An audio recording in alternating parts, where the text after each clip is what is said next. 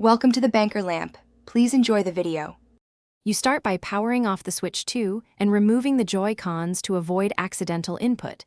This also gives better edge access. Once done, clean a flat, well-lit surface and wipe the screen with the alcohol pad, then a microfiber cloth. Make sure to test fit the tempered glass.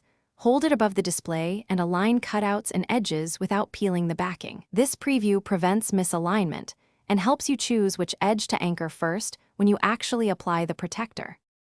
Now you peel the adhesive liner just enough to expose one edge and use that as the anchor point. This controlled start reduces shifting.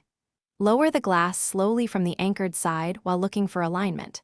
As it contacts the screen, press with a soft card or squeegee from the center outward to push air and create adhesion. If a dust speck appears, lift gently from the nearest corner, remove with a dust sticker, and reapply. Precision here prevents lasting bubbles or misplacement.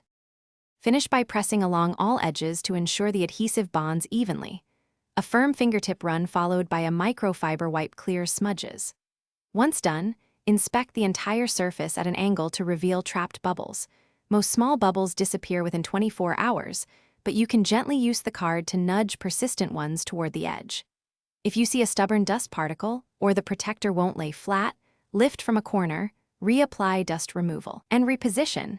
This resolves almost all common issues. Thanks for watching. If this was helpful, leave a like and consider subscribing. See you next time.